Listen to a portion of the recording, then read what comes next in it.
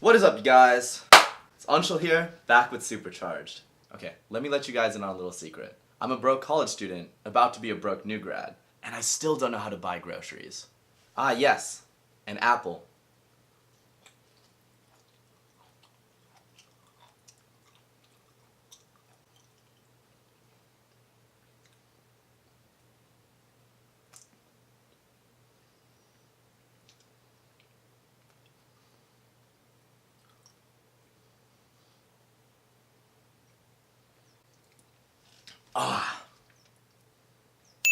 So in the process of trying to figure out how to even buy these things, I started looking into how crazy supermarkets are and what they do to get to you. The prices change literally every day. I mean, it's hard not to get taken advantage of. As you'll see, the theme of today is impulse. You'll be hearing about that a lot today. The big secret of this video is to make sure you have a list ready before you go. Let's take a trip down to Ralph's to see how we can hack the local supermarket.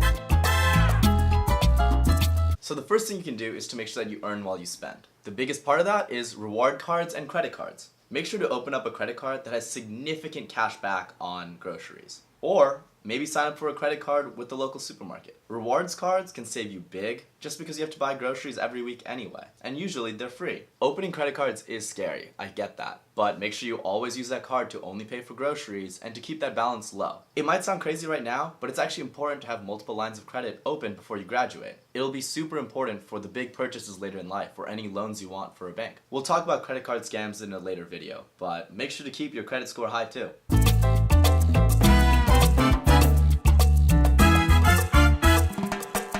Let's start with the motto. You already know though. Everyday low prices. Everyday low prices is actually a pricing scheme where supermarkets will have high demand items marked at an extremely low price every day. One of those is milk. Milk is actually a huge loss leader for supermarkets. Loss leaders are actually items that sell below market value because supermarkets know that people will want to come in for them and buy random things once they're already in the store. Start identifying these kind of items. Usually they're staples in your diet like bread or milk or rice, and beeline straight for them. Actually, talking about milk. He needs some milk! We had to go pretty far to actually get to this, didn't we?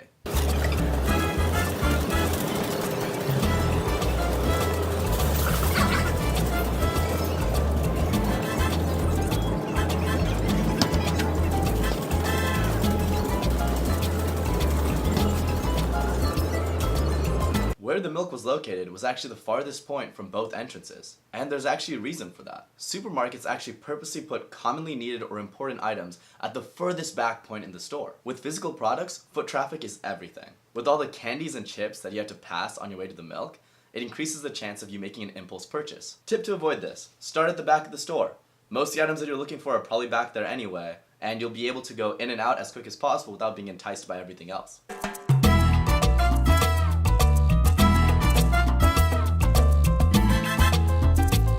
Okay, let's talk about health food.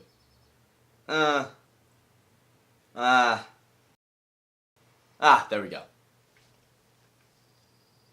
Fruits and veggies are those things that you should buy, but they rot so quickly, half the time it's hard to know what to buy for cost effectiveness and how long they're going to keep. Produce is known as an economy good, which means there's so little differentiation between different products that markets want to price them as low as possible. This means that when there's more abundance, they're generally cheaper. In the springtime, mangoes and pineapples are usually pretty plenty, and that's when you'll find them the cheapest. Whereas in the fall, that's when you find your gourds are more readily available, like pumpkins or squash. There's literally too much produce to cover, but luckily the US Department of Agriculture has us covered. They have a site where it actually lists all of the fruits and vegetables that are in season right now. Link here and in the description. Just when produce is starting to go out of season, that's when you'll see some of the biggest sales. Make sure to snap up those avocados then.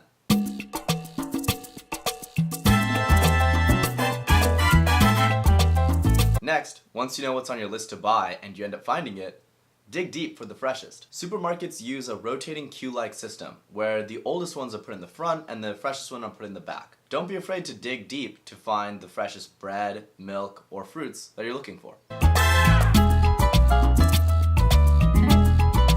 Now, some of you might be wondering about all those coupons and sales that are posted everywhere, but be wary of items with giant big sales sign on top of them. While they can be good deals, generally the items right next to them are super marked up, knowing that you'll be looking at the sales sign.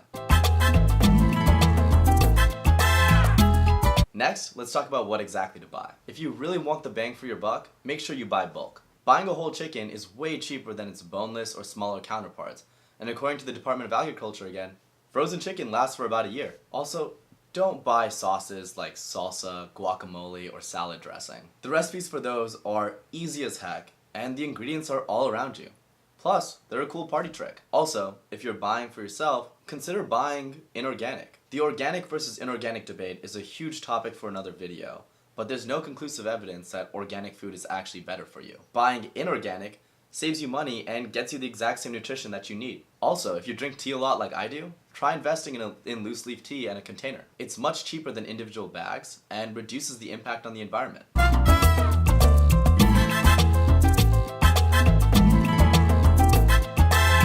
Okay, so now you're at the checkout, finally ready, hopefully only having gotten the items on your list, and all of a sudden you're confronted with all these candies. As we talked about, the supermarket's entire game is to make you get more impulse buys, and the checkout line is the worst. All the shiny candies and magazines at a place you're forced to wait at? It's a pretty common tactic for a lot of physical stores. Nordstrom or Zara do the exact same thing. This is actually a form of what we call discriminatory pricing. Discriminatory pricing is identifying different parts of the population that are more or less price sensitive, meaning who is more or less likely to pay more for a certain good or product. In this case, being in the checkout line, you'll see a ton of small candies being sold for high prices. But if you go back 4 aisles, you'll see giant bags of the same candy being sold for just a little more. Supermarkets know that if you're already in line, you're less likely to actually leave the line, go pick up the candy, come back to the line, and then check out again. This is how items can actually be sold at different prices in the same store. Keep an eye out for this. This is how hummus in one section can be completely different price from hummus in another section. As always, make sure you have your list ready and watch out for those impulse buys. In conclusion, supermarkets are kind of sneaky places, but hopefully with all of this, you'll make sure to have a list the next time you go. That's all I got for you today. Make sure to drop a like on this video and subscribe to my channel if you want to see more content like that. Also, drop a comment below letting me know what your favorite grocery store hacks are. Until next time, have a supercharged day.